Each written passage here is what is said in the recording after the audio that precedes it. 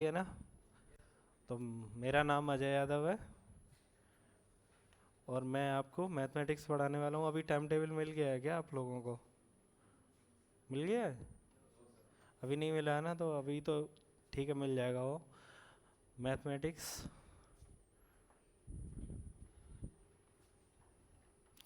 तो देखो ये क्या है कि आज हम डिस्कस करने वाले हैं इंट्रोडक्शन टू नंबर सिस्टम्स। फिर अगर टाइम बचा आज तो थोड़ा सा जनरल चलेंगे। ऐसा नहीं है कि सब्जेक्ट आज से ही एकदम से शुरुआत हो जाए, ठीक है ना। फिर अगर पहुंच पाए तो इक्वलिट्स डिवीजन एल्गोरिदम तक पहुंचेंगे, ठीक है ना। फिर फंडामेंटल थ्योरम ऑफ अर्थमेटिक है। रिकॉल करेंगे एलसीएम और एचसीएफ को, ठीक है ना। हाँ, तो नंबर सिस्टम्स। तो सबसे पहला जो नंबर सिस्टम है वो अपना क्या है? नेचुरल नंबर्स है ना। हाँ जी। तो नेचुरल नंबर्स जो हमारे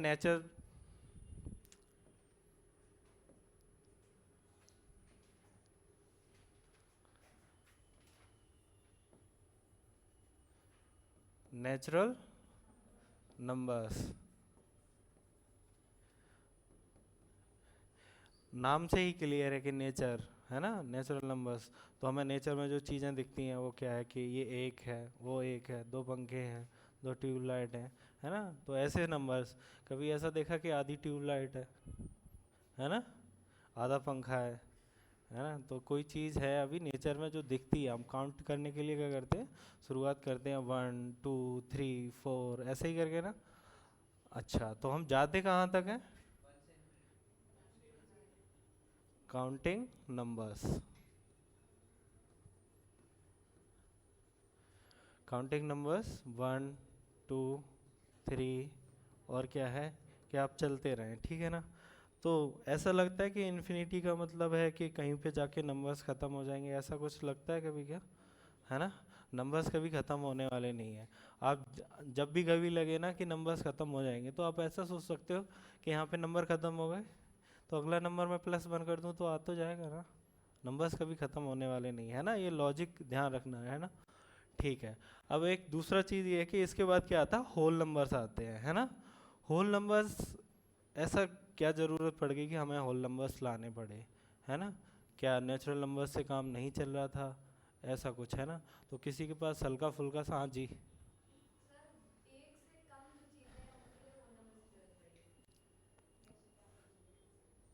ठीक है। और हम आपको एक्सप्लेन करने वाले हैं कि मैथ में ये सारी चीज़ें चली कैसे, है ना। तो हमने अभी एक जो पॉइंट पढ़ाया था कि फंडामेंटल थ्योरम ऑफ अर्थमेटिक, है ना। तो ऐसे ही एक फंडामेंटल थ्योरम ऑफ अलजेब्रा है ना। तो वो थ्योरम क्या कहती है,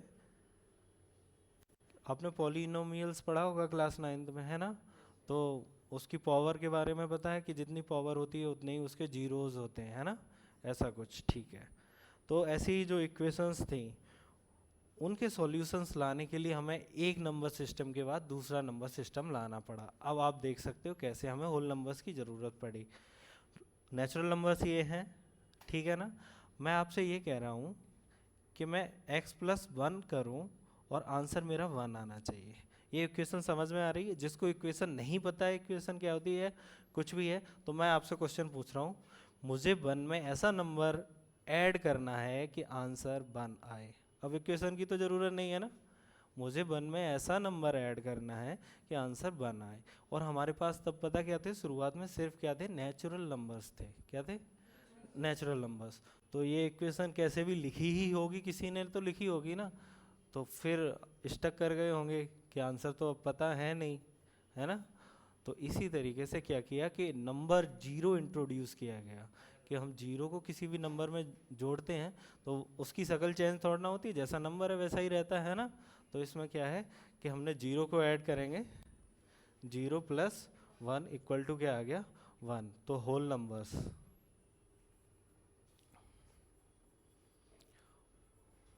होल नंबर्स में क्या होता है, नेचुरल नंबर्स होते हैं और हमने क्या बढ़ा दिया, जीरो और बढ़ा दिया, ठीक है ना।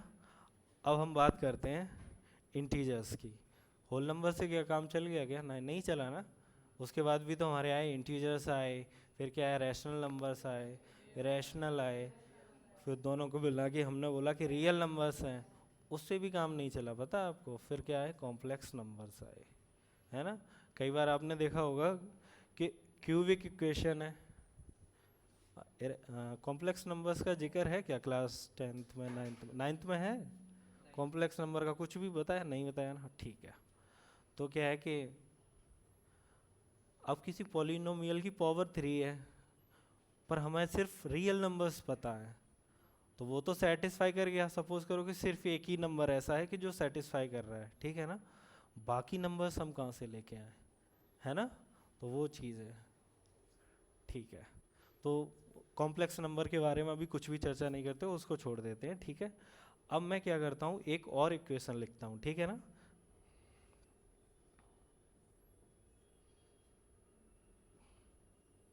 जीरो नंबर तो इंट्रोड्यूस हो चुका है ना होल नंबर्स में, तो ये इक्वेशन है। ये इक्वेशन क्या बोल रही है कि मुझे वन में कुछ ऐसा ऐड करना है, क्या करना है, वन में मुझे कुछ ऐसा ऐड करना है कि आंसर जीरो आना चाहिए, है ना। पर -1 होल नंबर्स में तो है नहीं ना, है ना, एक के बाद एक नंबर सिस्टम आया ना। वो क्यों आया वो मैं बताना चाह रहा हूँ कि क्यों आया, क्योंकि हमारे पास -1 तो है नहीं ना वैसी चीज़ तो कोई, है ना। अच्छा, मैं जो पढ़ा रहा हूँ वो समझ में आ रहा है ना, कुछ बाउंसर जैसा तो नहीं है ना, ठीक है। कुछ भी समझ में ना आए, कोई भी क्रॉस क्वेश्चन करना हो आप कर लेना, बैठे मत रहना, ठीक है। तो इंटीजर्स,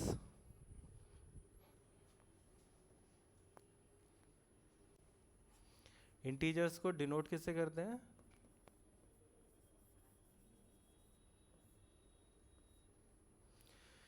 इंटीजर्स आई से डिनोट करते हैं, और कुछ बुक्स में आपको जेड से भी मिलेगा, और सबसे ज़्यादा जो डिनोट करते हैं वो जेड से करते हैं। आप जब भी हायर क्लासेस में जाओगे ना, तो जेड से डिनोट किए हुए नंबर्स मिलेंगे।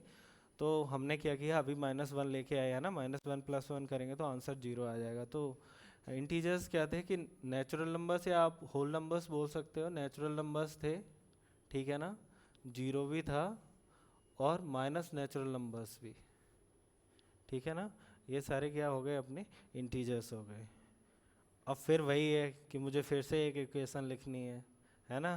तो अब इक्वेशन क्या लिखनी है कि ये सारे नंबर्स आ गए ना, तो मुझे इक्वेशन क्या लिखनी है, 2x = 1। इस इक्वेशन का मतलब ये है, जिसको इक्वेशन नहीं समझ में आ रही है, कि मैं 2 में ऐसे किस नंबर का मल्टीप्लाई करूं कि आंसर 1 आ जाए, है ना। तो हमने पढ़ा होगा किसी भी रेसिप्रोकल नंबर का मल्टीप्लाई कर दो तो आंसर 1 ही आना है, क्या कर, ऐसे ही ना, कि 2 है, आंसर 1 ही लाना है ना, तो 1/2 का कर दो मल्टीप्लाई, 2 से 2 आंसर 1 आ गया ना। पर ऐसे इंटीजर्स में तो नहीं थे ना नंबर्स, है ना, है ना। तो एक ये नया नंबर सिस्टम फिर हमें लाना पड़ा, है ना। तो ये नया सिस्टम जो लाना पड़ा, इसकी डेफिनेशन क्या है,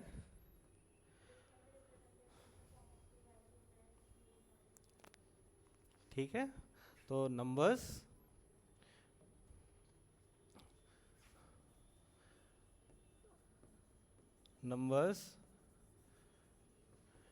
which can be written in the form of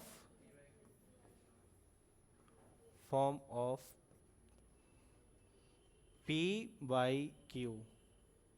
और कुछ है डेफिनेशन में,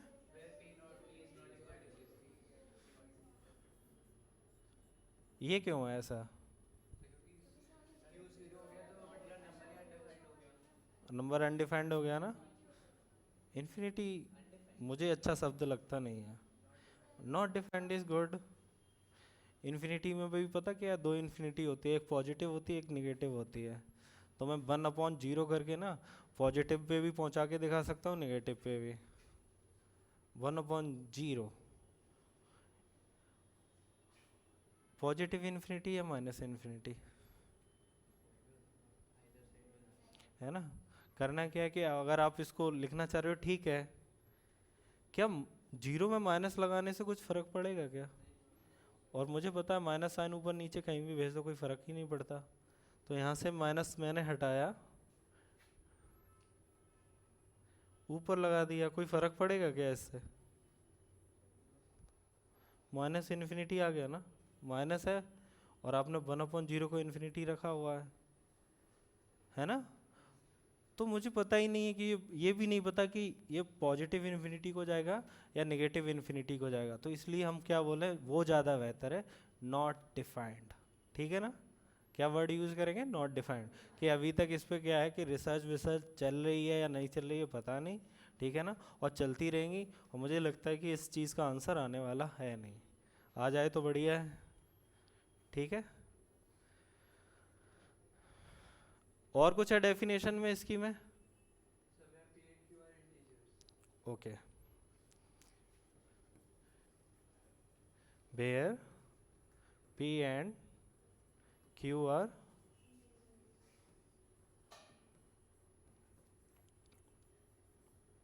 ठीक है। अब मैं एक काम करता हूँ, मैंने √2 लिखा है,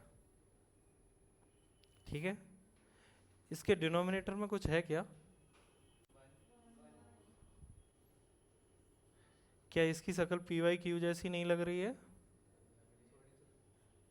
थोड़ी थोड़ी है, पूरी लग रही है, क्योंकि अपॉन का साइन है ना, उसके ऊपर भी एक नंबर है, नीचे भी एक नंबर है, तो बात तो यही हो गई ना कि ऊपर एक नंबर लिखा होना चाहिए, नीचे एक नंबर लिखा होना चाहिए, और नीचे जो नंबर लिखा है ये नंबर को डिनोट कर रहा है, जीरो नहीं है, ठीक है ना। ठीक है, ऊपर एक नंबर लिखा होना चाहिए, ठीक है, और एक नंबर नीचे लिखा होना चाहिए, ये वाले भाई साहब हैं वो नॉट इक्वल टू जीरो होने चाहिए, ठीक है ना। तो वैसी ही सी शक्ल है उसकी भी, देखो √2/1, ये तो हमें करेक्ट एक्सप्लेनेशन, ठीक है ना। तो आपको याद रखना है कि पूरी डेफिनेशन क्या है, p by q, q not equal to zero and p and q are integers, है ना। कई बार को लोग क्रॉस क्वेश्चन करते हैं, ठीक है ना, कि ठीक है हमने अपॉन में 1 लिखा तो हुआ है पी अपॉन क्यू है, तो आप ही नहीं, अब अभी आप तो बहुत छोटे छोटे बड़े बड़े जो हो जाते हैं ना, BSc MSc कर लेते हैं, उनको भी पता नहीं चलती पूरी डेफिनेशन क्या है, तो इसलिए ठीक है।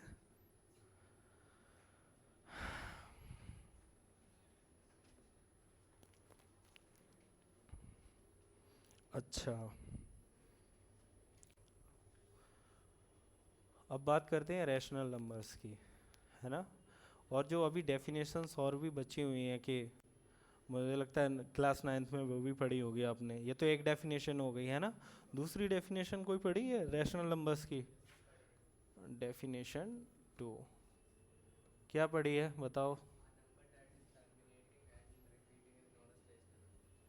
टर्मिनेटिंग एंड, आपने एक पॉइंट बोला है कि टर्मिनेटिंग, टर्मिनेटिंग एंड रिपीटिंग, और भी कुछ है? और भी कुछ है इससे रिलेटेड होना चाहिए कुछ और, वरना मैं एक नंबर लिख रहा हूँ, ठीक है ना। नॉन, नॉन टर्मिनेट जब मैंने बोल दिया, ठीक है, बिल्कुल सही है। टर्मिनेट कर जाती हो तो फिर रिपीट की तो बात ही नहीं बचती, समझ रहे हो आप? मैंने क्या कहा कि जब आप कह रहे हो टर्मिनेटिंग है, टर्मिनेटिंग का मतलब ख़त्म हो गई है ना, मतलब ऐसा नंबर जो पॉइंट के बाद, हमने पॉइंट रखा, उसके बाद एग्जाम्पल ले लेते हैं 3/2 है, ठीक है, 3/2 किसके इक्वल होता है? 1.5, ठीक है। पॉइंट के बाद क्या है, सिर्फ एक डिजिट है, उसके बाद कोई डिजिट आया नहीं, मतलब टर्मिनेट करके आना नंबर, ये हमारा रैशनल नंबर है।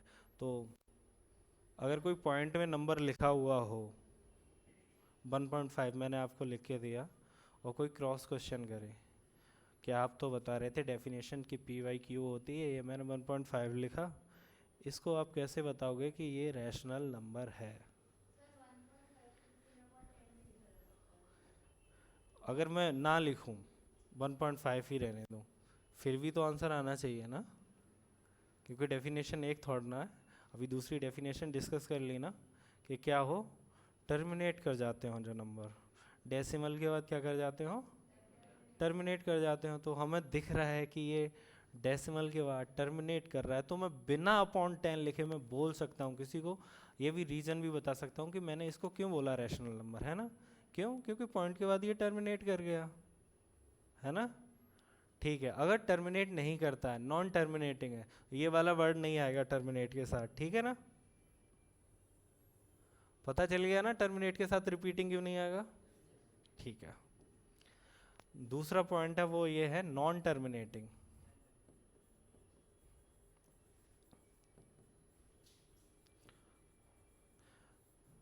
जब टर्मिनेट नहीं कर रहा है तो नंबर आते जाएंगे, है ना।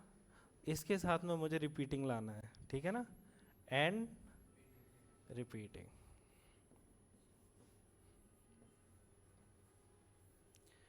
इसका कोई एग्जाम्पल, मैं बड़ा आसान सा लिख ले रहा हूँ, इसकी 0 बाहर लिख लो, ठीक है, या फिर 333। मुझे ये बताना था,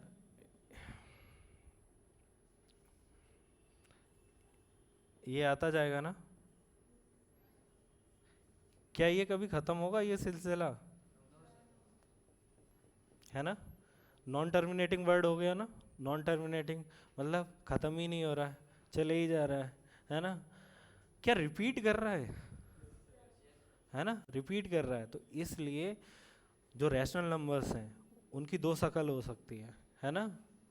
डाउट है कुछ, है ना। तो रैशनल नंबर्स की दो शक्ल हो सकती हैं, कब, जब हम उसको डेसिमल की फॉर्म में लिखेंगे।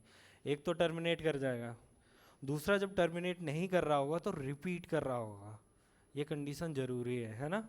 तो अगर कोई लिख के आपको दे भी कि 0 पॉइंट क्या लिखा हुआ है, 0.3 बार लिखा हुआ है, तो वो बोले कि ये रैशनल नंबर है या रैशनल नंबर है, तो ये मत बोलना कि निकालने बैठ जाओ कि ठीक है कि 3/9 आएगा तो 1/3 हो गया, हाँ जी है रैशनल नंबर। नहीं, हमें पता है कि 0.3 बार का मतलब होता है 0.3333, वो टर्मिनेट कर नहीं रहा है, रिपीट कर रहा है, तो रैशनल नंबर ही है। ये डेफिनेशन सारी हैं, ठीक है ना, ओके।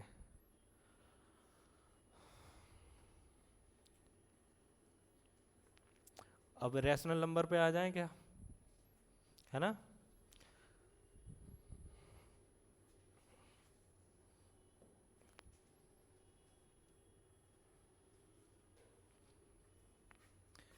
इरेशनल नंबर्स,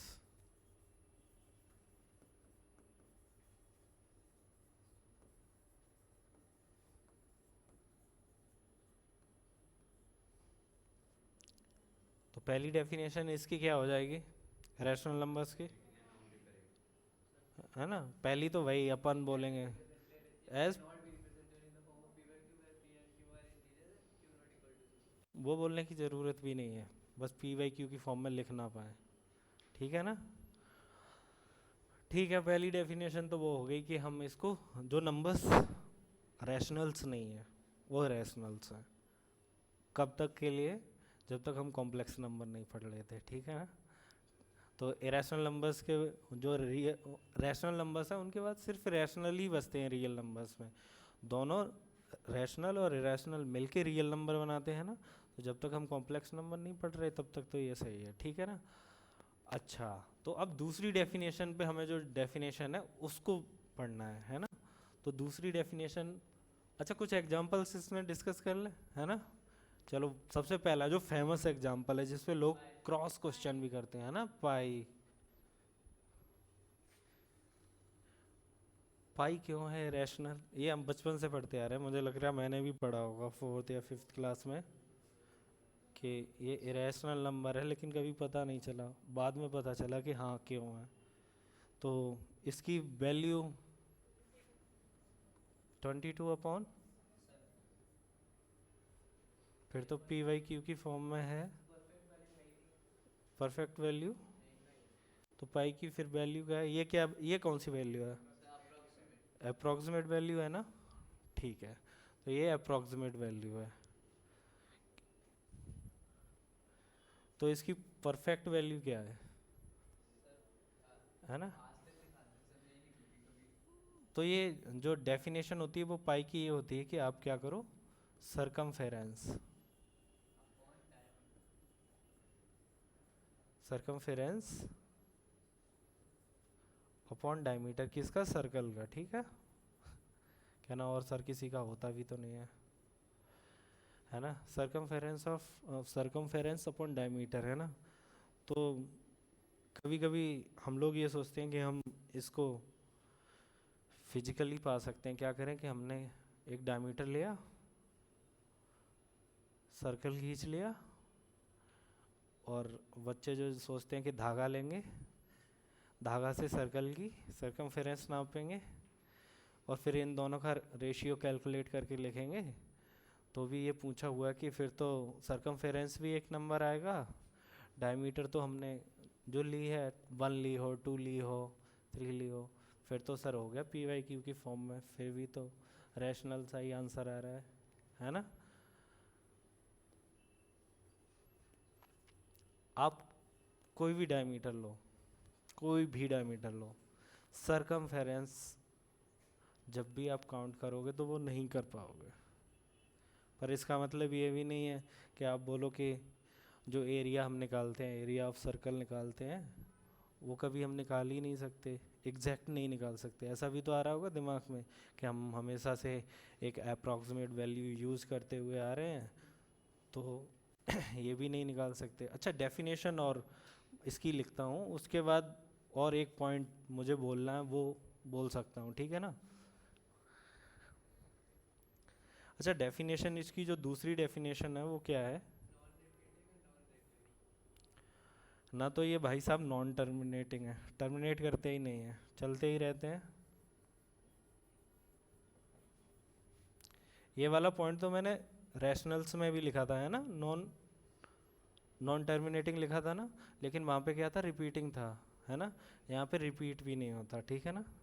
क्या है, नॉन रिपीटिंग। तो आप अपने पास से भी कई एक इरेशनल नंबर बना सकते हो। कैसे करके बनाओगे कि कोई भी चीज़ क्या करे, रिपीट ना करे। अब देखो, मैंने क्या लिखा, 0.1 लिखा, एक जीरो लिखाओ, फिर 1 लिखो, फिर 2 जीरो लगा दो, फिर 1 लिख दो, फिर 3 जीरो लगा दो, है ना। ऐसे करके आप इरेशनल नंबर्स बना सकते हो, है ना। क्या कर रहा है कि कुछ भी रिपीट थोड़ा ना हो रहा है। ऐसा तो नहीं आ रहा किसी को 0 और 1 रिपीट होते जा रहे हैं, है ना। रिपीटिंग का मतलब है कि सेम चीज़ आनी चाहिए, है ना। अगर मैं सपोज करो रैशनल नंबर की बात कर रहा हूँ, मैंने लिखा 0.23 लिखा, है ना, इस पे बार लगा दिया, तो इसका मतलब ये होता है 0.23, फिर से 23। तो ये वाला देखो, ये जो ब्लॉक है 2 3 का, ये रिपीट करेगा हर बार। वहाँ पे ऐसा कोई ब्लॉक नहीं बन रहा है ना। आप सोचो कि चलो ठीक है 10, तो 10 तो हो गया, फिर ये 0 आ गया ना, है ना। तो ऐसे करके आप नंबर्स पॉइंट के बाद रिपीट भी ना करें, रुके भी ना, तो हम उनको क्या बोलेंगे, इरेशनल नंबर्स, ठीक है ना। तो मुझसे किसी ने ऐसा पूछा था, मैं आपसे पूछ रहा हूँ, पॉइंट के बाद नंबर चलता रहेगा, ठीक है ना। जैसे मैं अभी आपके सामने क्या करूँ, 0.1 लिखूँ, ठीक है ना, मैं 0.12 लिखूँ, फिर मैं 0.123 लिखूँ। इनमें आप डिसाइड कर सकते हो कौन सा बड़ा वाला नंबर है। 0.123 सबसे बड़ा है, ये सबको क्लियर है ना। 0.123 सबसे बड़ा नंबर है, क्लियर नहीं है, क्लियर है, ठीक है। तो ऐसे ही मैं ये पूछना चाह रहा हूँ कि जो मैं इरेशनल नंबर लिख रहा हूँ, तो ये कभी रुक तो रहा नहीं है, चलता ही जा रहा है। और हमने इरेशनल नंबर्स को, है ना, तो ऐसा लग रहा है कि इनकी कभी फिक्स वैल्यू नहीं होती होगी, क्योंकि जब भी मैं नेक्स्ट नंबर लिख रहा हूँ, नंबर बड़ा हो रहा है ना। जब भी मैं पॉइंट के बाद एक नंबर लिख रहा हूँ, यहाँ पे सिर्फ मैंने सिंगल डिजिट लिखा 1, फिर मैंने क्या लिखा 1 2 लिखा, फिर मैं 1 2 3 लिख रहा हूँ। तो ऐसा लग रहा है कि जब एंडिंग है ही नहीं इसकी, तो ये नंबर भी चलता फिरता होगा कुछ। ऐसा किसी के दिमाग में आता है क्या।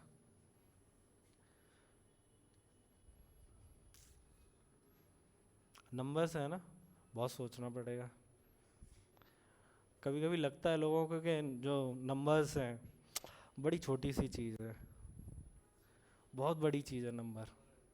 इन्हीं नंबर्स पे जो नंबर सिस्टम है ना, नंबर थ्योरी करके सब्जेक्ट है, पूरी ज़िंदगी बीत जाएगी, पढ़ते रहो नंबर्स ही, बहुत सारे सब्जेक्ट्स हैं मैथ में, ठीक है ना। तो ये वाला जो आंसर है ना, कि अगर कोई आपसे पूछ ले कि इरेशनल नंबर है वो एक फिक्स वैल्यू है या चलती फिरती वैल्यू है, तो आंसर होना चाहिए फिक्स वैल्यू है, ठीक है ना।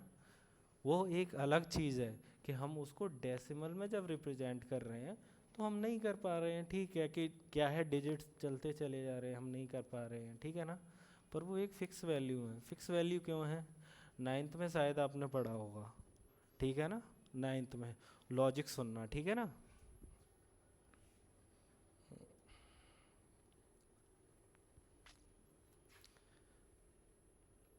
रूट के अंदर प्राइम नंबर्स होते हैं, ये पता है ना, रूट के अंदर हो तो वो इरेशनल नंबर होते हैं, है ना। तो इरेशनल नंबर है ये रूट 2, है ना।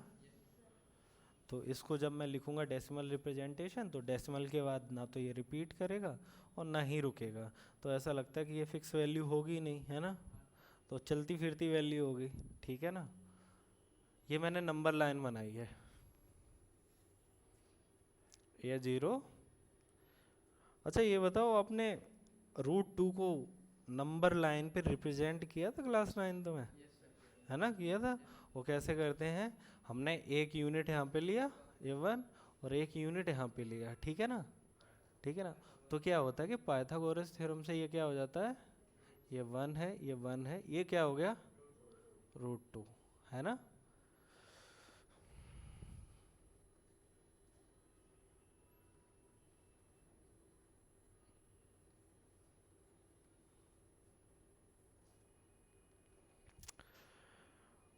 अब मैं ये क्या कर रहा हूँ, इसको आप ऐसे समझ सकते हो, ये मैं नीचे 1 यूनिट ले रहा हूँ, ऊपर भी 1 यूनिट ले रहा हूँ, ठीक है ना।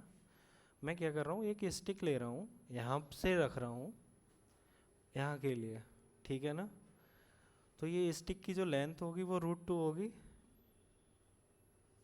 आप समझ रहे नहीं? नहीं समझ रहे हो? मैं ये कह रहा हूँ कि 1 यूनिट मैंने यहाँ पे डिस्टेंस लिया, 1 यूनिट यहाँ पे डिस्टेंस लिया, मैं क्या कर रहा हूँ, एक सीढ़ी रख रहा हूँ, सीढ़ी समझ रहे हो ना, यहाँ से रखी वहाँ पे रखी, ठीक है ना, यहाँ पे आके लग जाएगी, ठीक है ना। तो मुझे पता है मैंने फिक्स 1 सेंट वो 1 मीटर तो नाप सकते हो ना मीटर से, वो तो फिक्स ही होता है ना, 1 मीटर नाप लिया, यहाँ पे भी 1 मीटर नाप लिया। तो मैं ऐसा तो कर सकता हूँ कि यहाँ से वहाँ तक के लिए कोई एक स्टिक रख लूँ या कुछ भी धागा बोल दो, आप रख सकते हो ना। आप एक काम करो ना, यहाँ पे एक काम करो, यहाँ पे धागा एक जन पकड़ लो, एक वहाँ पे, तो इसकी जो लेंथ होगी वो रूट 2 ही होगी। कंफर्म है ना? क्या ये धागा हल्का फुल्का बढ़ रहा होगा या एकदम फिक्स होगा? है ना, फिक्स होगा ना, ठीक है। तो ये देखो, ये लेंथ है ना, ये वाली हमने क्या किया कि यहाँ से यहाँ तक ये डिस्टेंस 1 था, ये डिस्टेंस 1 था, है ना। तो मैंने ये सीढ़ी रखी हुई है रूट 2 लेंथ की, है ना, जो इस पॉइंट को और इस पॉइंट को कनेक्ट कर रही है ना, ये वाली लेंथ है, वो रूट 2 है। फिर हमने क्या पता क्या किया था, आप क्या करो कि ये पॉइंट है, इस पॉइंट से मैं ये कह रहा हूँ 1 सेंटीमीटर की दूरी पे आपको पॉइंट्स रखने हैं, तो वो क्या बन जाएगा, सर्कल बन जाएगा, है ना। तो यही तो मैं कर रहा हूँ, क्या है कि ये डिस्टेंस है वो रूट 2 है। नंबर लाइन पे दिखाने के लिए तो इसी पॉइंट को ऐसे कि सर्कल ही तो बना दें, ये जहाँ पे आया ये क्या है ना। तो जो रैशनल नंबर है ना, वो कोई ऐसा नहीं है कि नंबर हम लिखते चले जा रहे हैं आगे तो वो बढ़ रहा है या घट रहा है, वो एक फिक्स वैल्यू है, ठीक है ना। कैसी वैल्यू है, फिक्स वैल्यू है,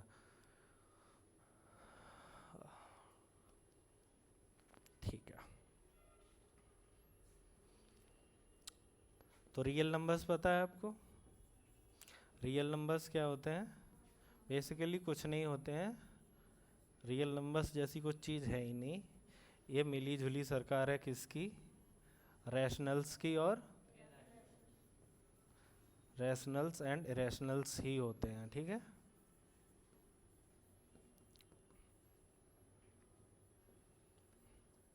ठीक है। आपने डेंसिटी प्रॉपर्टी पढ़ी है? हैं?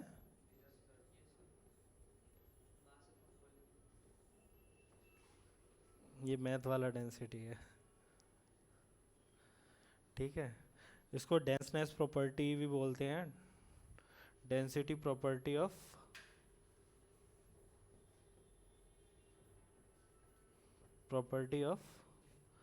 रैशनल्स। रैशनल्स की भी होती है, पहले मैं रैशनल्स रियल्स की ही लिखते हैं, ठीक है ना, वर्ड यूज करते ही नहीं अलग अलग, ठीक है।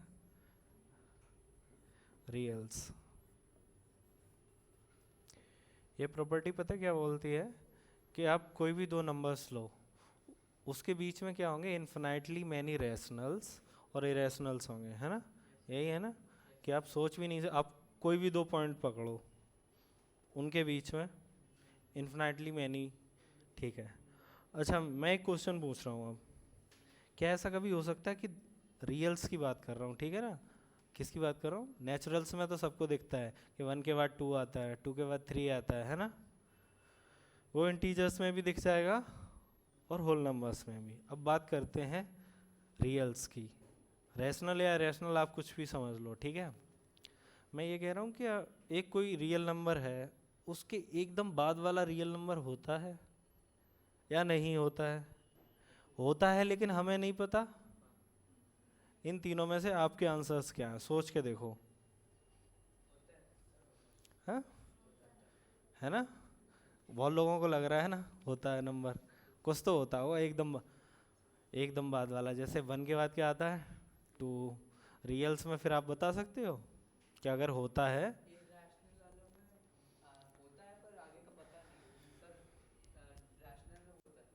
रैशनल्स में होता है, तो बता सकते हो? बता तो नहीं सकते, है ना, ये तो सबको कंफर्म होगा कि हम बता नहीं सकते, है ना।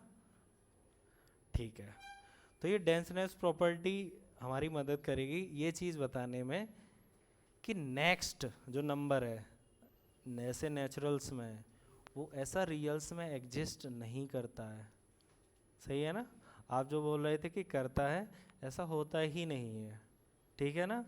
उसका प्रूफ नहीं, इसी इतना ही काफ़ी है, प्रूफ वगैरह कुछ है नहीं आपके सिलेबस में, ठीक है। तो ये क्या है कि मैं ये कह रहा हूँ कि ये मैंने एक नंबर लिखा,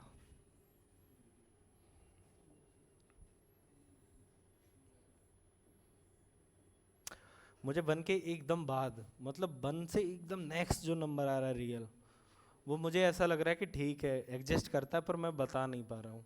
पर मैं एक काम कर सकता हूँ कि मैं ये कहूँ सोच के, नंबर्स को सोचना ज़्यादा पड़ता है, हर चीज़ को दिखाया नहीं जा सकता, ठीक है ना। मैंने कहा कि वो नंबर x है, मुझे नहीं पता है, ठीक है ना, पर मुझे ऐसा लग रहा है कि हाँ एकदम बाद में एक नंबर होगा, ठीक है ना। हाँ, ऐसा लग रहा है कि पॉइंट के बाद इन्फिनाइट जीरो लगा के कुछ है ना नंबर लिखूं, तो हो सकता है कि वो एकदम इसके बाद में हो, है ना, है ना। मैंने आपकी सोच के अकॉर्डिंग वो नंबर मान लिया है एक्स है, ठीक है ना, कि बहुत सारे उसमें इन्फिनाइट जीरोस लगाने के बाद कोई एक नंबर लिखा, वो मैंने कहा एकदम नेक्स्ट इसके आएगा, ठीक है ना। अच्छा, आपने 9th में एक चीज़ और पढ़ी होगी, किन्हीं दो रैशनल नंबर्स के बीच में नेशनल्स निकाले थे, क्या करते थे, दोनों नंबर्स को जोड़ा अपॉन 2 कर दिया या अपॉन 3 कर दिया, है ना। और टीचर्स ने फिर शॉर्ट ट्रिक भी एक बताई होगी कि हमें 6 या 7 नंबर्स निकालने हैं, तो ऊपर नीचे 7 का मल्टीप्लाई करो, है ना, फिर हम कंटिन्यूस लिख सकते हैं, ठीक है। तो मैं ये कह रहा हूँ कि इस 1 के बाद में कोई ये एक्स नंबर होगा जो एकदम बाद में है, इनके बीच में कोई नंबर ही नहीं है, फिर तो ये बात गलत हो जाएगी ना डेंसिटी प्रॉपर्टी ऑफ रियल्स की,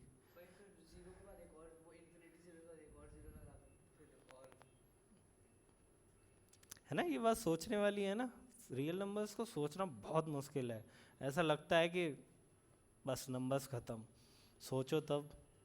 अभी इसी से रिलेटेड एक और टॉपिक आप 11th में पढ़ोगे, वो लिमिट चैप्टर है, लिमिट्स आप पढ़ोगे। मैथ बहुत सोचने वाला है, अगर आप सोचना शुरू कर देते हो ना, मैथ सबसे आसान लगेगा, और मैथ आप बिना टीचर के भी पढ़ सकते हो, फिजिक्स थोड़ा मुश्किल हो जाता है ना, मुझे भी लगता था बिना टीचर के मुश्किल, मैथ तो सेल्फ स्टडी से हो जाता है, ठीक है। तो यही है, पहले तो इसका कि डेंसिटी प्रॉपर्टी ये बोलती है, मैंने ये कह दिया कि एक के बाद कोई एक रियल नंबर एग्जिस्ट कर रहा है, पर डेंसनेस प्रॉपर्टी तो ये बोलती है कि किन्हीं भी दो रियल्स के बीच में मैं इन्फिनाइट रैशनल्स और इरेशनल्स लिख सकता हूँ। तो इन दोनों के बीच में भी जो मैं सोच रहा था कि बिल्कुल पास पास होंगे, पास पास का मतलब क्या है, मैं नेचुरल्स की बात करूँ तो ये 1 है 2 है, क्या इन दोनों के बीच में कोई नेचुरल नंबर है? नहीं है ना। तो ऐसे ही रियल्स में हम ये सोच रहे थे कि मैं दो ऐसे रियल्स नंबर लिख लूँगा, दो ऐसे रियल्स लिख लूँगा जिनके बीच में कोई भी होगा ही नहीं, है ना। पर ये मेरा सोचना गलत है ना, क्योंकि मैं दो रियल्स लिखूँगा तो उनके बीच में आप कुछ भी कर लो, कितने भी पास पास सोच लो, आपको ये लग रहा होगा कि बिल्कुल भी मैं इनके बीच में गैप रखूँगा ही नहीं, बिल्कुल पास पास पास, है ना। पर ये प्रॉपर्टी ये बोलती है कि इनके बीच में इन्फिनाइट, है ना। और ये प्रॉपर्टी ऐसा लग रहा हो कि ये गलत भी तो हो सकता है बोल रही हो, है ना, लग रहा हो, तो कभी भी दोनों रैशनल या इरेशनल पकड़ो, दोनों को जोड़ो अपॉन 2 करो। आप जितना मैग्नीफाई कर लो नंबर्स कभी ख़त्म नहीं होंगे, समझ रहे हो? ठीक है, ये चीज़ें याद रखनी है, ये नंबर्स को सोचने में बहुत हेल्प करेंगे आगे चल के, बहुत सारे सब्जेक्ट हो जाते हैं। टाइम कितना हो रहा है? 7:15, 7:30 तक चलनी है ना क्लास।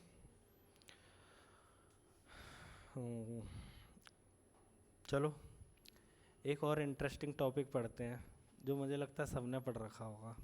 आज थोड़ा जनरली चलते हैं, कल से सिलेबस पे आ जाएंगे जो आपका है, ठीक है। मैं कम से कम आधे बच्चों से तो सही आंसर एक्सपेक्ट कर रहा हूँ, ठीक है। एसईएफ पढ़ रखा है ना। डेफिनेशन अच्छे से पता है ना इसकी, फुल फॉर्म तो पता ही होगी, है ना। तो आपको एसईएफ निकालना है किसका? 0,6। मुझे आंसर चाहिए, है 6। और किसी का कुछ आंसर? 1। और जिसने भी जो आंसर दिया है उसका अपना रीज़न भी तैयार रखे, रीज़न भी बताना है। मैं ये नहीं बोल रहा हूँ कि आपने गलत, नहीं, अगर आपका रीज़न में दम है ना तो फिर गलत आंसर भी सही है ऐसा नहीं है कि सही है, लेकिन रीज़न में भी तो आपके दम होना चाहिए, उससे पता चलता है कि आप कंसेप्चुअली कितने स्ट्रांग हैं, ठीक है ना। तो एक आंसर 6 है, एक आंसर 1 है, और 2 एंड 3। हाँ जी, वो सही है बात। तो हाईएस्ट कॉमन फैक्टर चाहिए ना। हम्म। हम्म। हाँ जी, तो आप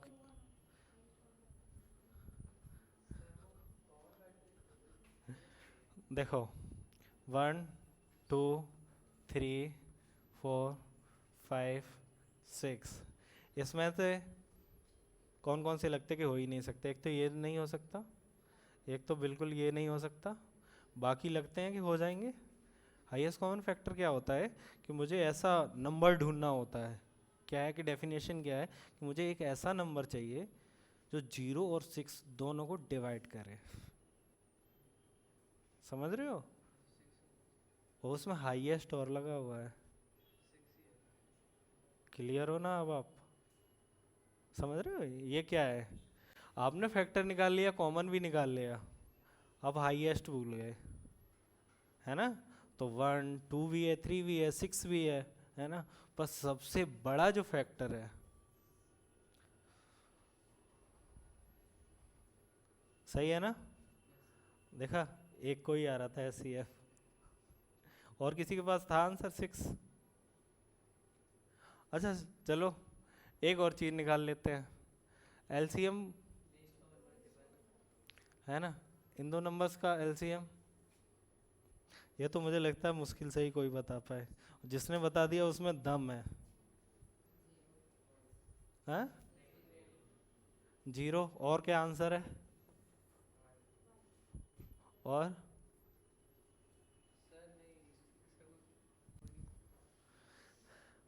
जो बोल रहे हो ना बोल दो, आंसर सही है तुम्हारा, सही दिमाग चला रहे हो, हैं? अरे यार तुम तो यार लाइन से ही बाहर हो गए।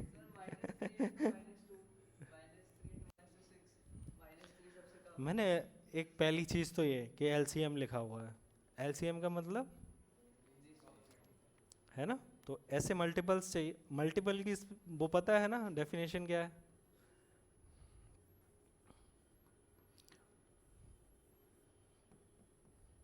मैं अगर टू के मल्टीपल लिखूं तो कैसे लिखूंगा? टू वन जा टू, टू टू जा four, six, eight, two four six eight, ये ऐसे करके मल्टीपल्स होते हैं। फैक्टर्स क्या होते हैं कि जो है जीरो, ठीक है। अच्छा एक चीज़ और पढ़ रखी होगी एलसीएम की डेफिनेशन में, वैसे मैं ये कुछ करूं भी ना तो भी,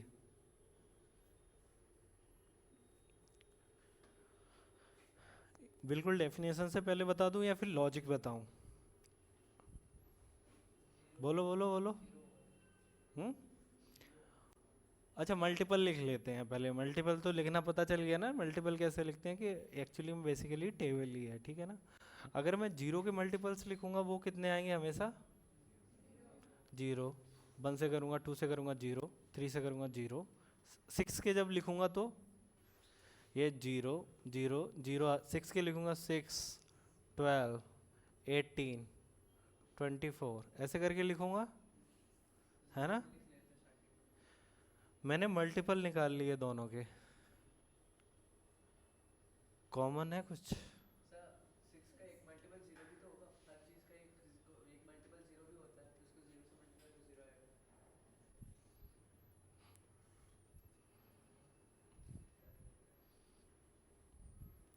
इतना जाने की ज़रूरत भी नहीं थी, एक और लॉजिक है, सुनो लॉजिक। एलसीएम हमारा क्या होता है? एलसीएम वो नंबर होता है जिन दो नंबर्स का मैं एलसीएम निकाल रहा हूँ उसको डिवाइड करते हैं दोनों नंबर। यहाँ पे क्या था, यहाँ पे जो एस आता है, एस क्या करता है, जीरो को भी डिवाइड करेगा और सिक्स को भी डिवाइड करेगा। एस का मतलब ये होता है, एलसीएम का मतलब पता क्या होता है? एलसीएम का मतलब ये होता है कि एलसीएम को जीरो भी डिवाइड करेगा, एलसीएम को सिक्स भी डिवाइड करेगा। वरना आप कोई दो नंबर्स लो, उनका एलसीएम सोचो, ठीक है ना। नंबर सपोज करो मैंने टू और एट लिए, एलसीएम क्या होगा? एट होगा। क्या एट को टू डिवाइड करता है? एट भी करता है। तो वही मैं लिख रहा हूँ कि एलसीएम को क्या होता है, जिन दो नंबर्स का मैं एलसीएम निकाल रहा होता हूँ वो एलसीएम को डिवाइड करते हैं। क्या जीरो किसी नंबर को डिवाइड करता है क्या?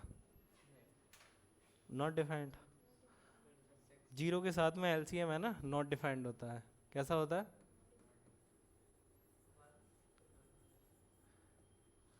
ठीक है ना। क्या? नॉट डिफाइंड है एलसीएम, मैं बता ही नहीं सकता। नॉट डिफाइंड का मतलब क्या हुआ? नहीं बता सकता। आपको ये बोलना है सामने वाले को, अगर कोई पूछता है तुमसे कि एलसीएम बहुत पढ़ रखा है तो बताओ जीरो और सिक्स का एलसीएम, तो आपको बताना है सर हम निकाल नहीं सकते, ठीक है ना।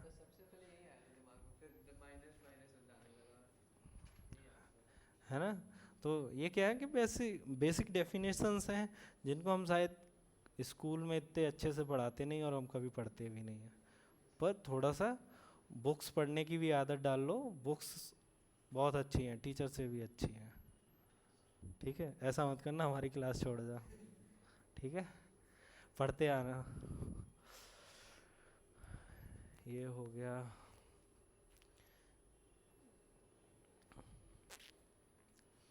अब सिलेबस का स्टार्ट कर लें, कितना टाइम बचा हुआ है? अच्छा तो फिर आप इतना टाइम बचा है तो फिर क्या करो आप, जो मैथ्स में आपके डाउट हैं अभी जितना पढ़ाया है उसमें कुछ पूछना हो या और भी कोई आपका पुराना डाउट हो, अगर वो लेक्चर में आगे आने वाला है तो हम उसको बाद में बताएंगे, अगर अभी आने वाला है तो उसको अभी डिस्कस करेंगे। किसी का मैथ में डाउट हो कि समझ में नहीं आता है वगैरह वगैरह। मैथ किस किस को अच्छी लगती है, किसके अच्छे नंबर्स हैं मैथ में? नाइन्थ क्लास में 90 से एवब किसके थे मैथ्स में? एक दो तीन है। दोनों वो भी 20 नंबर्स कैलकुलेट करने के बाद कितने हो गए थे? चलो 80 में से बताओ, 80 में 70 है, किसके थे 70 है? बाकियों के कर लो, नीचे हाथ कर लो। ठीक है, तो ध्यान दो, इस बार कोशिश करना कि सारों के ही अच्छे नंबर आए, क्योंकि मैं कोई डाउट नहीं छोड़ूंगा। आप कैसा भी डाउट लेके आओ, कितना भी कैसा भी हो, ऐसा लग रहा हो कि नहीं यार ये डाउट हमें नहीं पूछना चाहिए, पूछ लेना, ठीक है ना? ओके।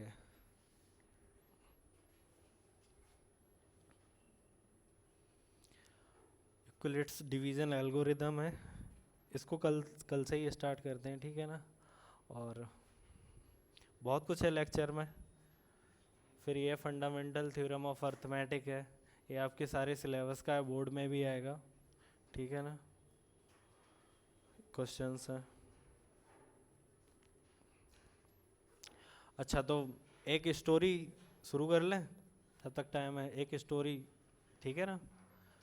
ठीक है, तो जैसे अभी मेरा है कि नहीं बस इतना ही पढ़ाना है, ऐसे ही नाम वैसे आपने सुना नहीं होगा, साइंटिस्ट हैं बहुत बड़े हैं, ये नाम है उनका, ठीक है? तो गॉस नाम था। आप 11th में सुनोगे इसको, 12th में सुनोगे, ठीक है ना? तो ये कुछ ज़्यादा बड़े नहीं थे, छोटे ही से थे, मुझे लगता है कि ये 7 या 8 साल के रहे होंगे, ठीक है ना? छोटे से ही थे।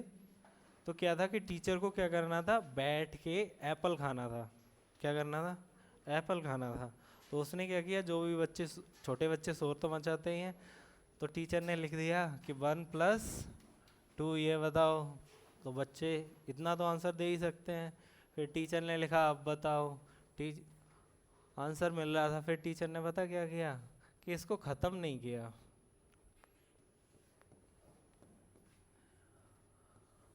कि अब आंसर बताओ। इतना लिखने के बाद फिर टीचर ने कहा कि अब आंसर बताओ। टीचर को लगा होगा कि अब तो बच्चे पूरे दिन इसी को जोड़ते रहेंगे, छोटे बच्चे हैं ना, पहले 1 जोड़ेंगे, फिर उसमें 2, फिर 3, ऐसे करके 100 तक जोड़ेंगे। लगभग 100 सम्स हो गए ना, तो यही पूरे दिन करते रहेंगे। पर with in a few seconds, ये पहली बार जब कोई चीज़ होती है ना, तो वाकई में बहुत बड़ी होती है। अभी तो ऐसा लग रहा होगा कि हम एपी पढ़ेंगे, एपी जीपी बच्चे पढ़ लेते हैं, उसके बाद उन्हें पता होता है कि n+1/2 करो, आंसर आ जाता है एकदम से। पर ये तब कुछ भी नहीं था, है ना? तो ये उन्हीं की देन है, ठीक है ना? तो ऐसा लिख दिया, तो बच्चे ने फ़ौरन आंसर दिया कि सर 5050, कि जो चीज़ पहली बार आई हो, टीचर को भी तो नहीं पता होगा ना, बुक्स में भी नहीं, कहीं भी नहीं है। कई चीज़ें डिस्कवर होती तो नई नई आती है ना। तो उस बच्चे का आंसर सुन के टीचर का सीपीयू क्रैश क्यों हो ही जाएगा, कि टीचर को जब खुद नहीं पता, टीचर को भी ये पता है कि मुझे ऐसे जोड़ना है कि 1 में +2 करना है, फिर 3 करना है, मुझे भी नहीं आता, ठीक है ना? तो तुमने कैसे आंसर दे दिया, बुला लिया भाई बच्चे को, तो बच्चे ने एक्सप्लेनेशन दिया। एक्सप्लेन कैसे किया कि जो भी ये 1 से 100 तक आप जोड़ रहे हो, इसको क्या करो, 2 हिस्सों में तोड़ लो, आधा आधा कर लो, तो कितने तक जाएंगे हम? और जो मैंने 51 से स्टार्ट करूँगा, उसको क्या करो ऐसे 51, आगे क्या आएगा 52, ऐसे करके ना। इतना तो पता है, जब मैंने 100 नंबर्स को 2 हिस्सों में तोड़ा है, तो इधर 50 नंबर्स होंगे, तो यहाँ पे तो 100 होगा, फिर 99 होगा, 98 होगा। अब इसका एक काम करो, जो भी टर्म्स लिखे हुए हैं करस्पॉन्डिंग जोड़ो। 1 में मैं 100 ऐड करूँगा, कितना आएगा? 99 में 2 जोड़ो, 98 में 3 जोड़ो, और अपना ये भी जोड़ लो फिर। तो ये बताओ, ये 101 कितने टाइम्स है ना? 50 टाइम्स है। और कोई चीज़ जितने टाइम्स होती है, तो टाइम्स का मतलब क्या होता है? मल्टीप्लाई, है ना?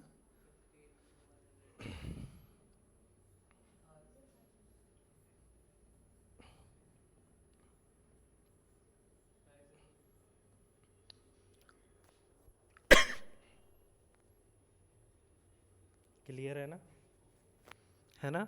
ये पहली बार चीज़ आई होगी कि बच्चे ने दिमाग लगाया कि हम क्या करें, जो नंबर्स हैं उनको बीच में से तोड़ते हैं, उल्टा करके लिखते हैं, है ना? तो ये पहली बार सोचना कितना मुश्किल हुआ होगा, और ना भी हुआ हो तो बच्चा दिमाग का तेज होगा, है ना? अच्छा, इसकी एक और शक्ल दिखाता हूँ। क्या करना है कि अगर मैं 100 की जगह पे क्या था, इवन नंबर था, तो दो हिस्सों में टूट गया ना, 101 होता तो, है ना? आ सकती है ना ऐसी चीज़ें, अगर 101 होता तो।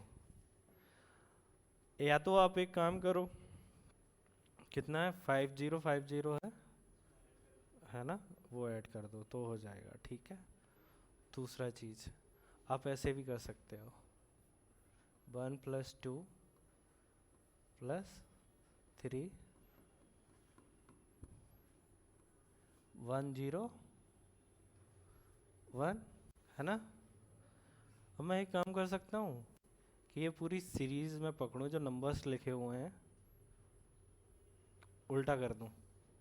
देखो, 101, 100, 99, है ना? और लास्ट में कितना आएगा? उल्टा कर दिया ना पूरा, 1 ना? अब जोड़ो इन सबको, 102, और ये भी 101 प्लस 102, ये कितने टाइम्स लिखा हुआ है? हाँ, ये थोड़ा सा देख के बताओ, बता दोगे? मुझे पता है, इतना तो पता है।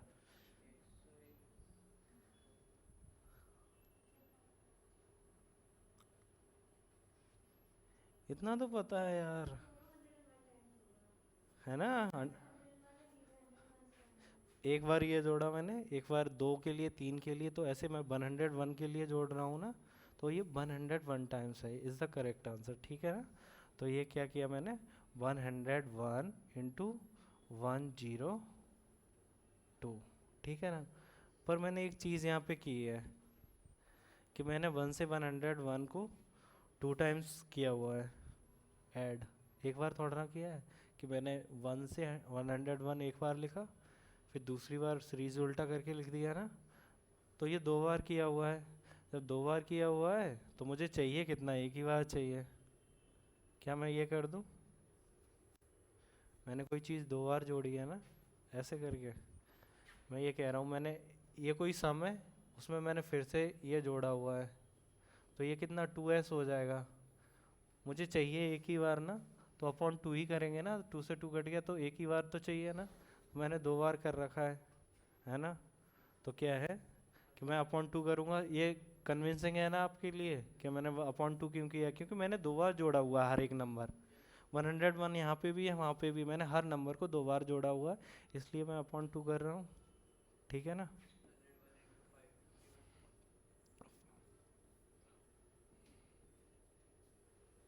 ठीक है, आंसर मल्टीप्लाई तो कर ही लेते होगे, सही है कि कुछ गड़बड़ है? क्यों? ठीक है, टाइम, आप सब लोग, हाँ एक अनाउंसमेंट था, कैब से कौन कौन आता है?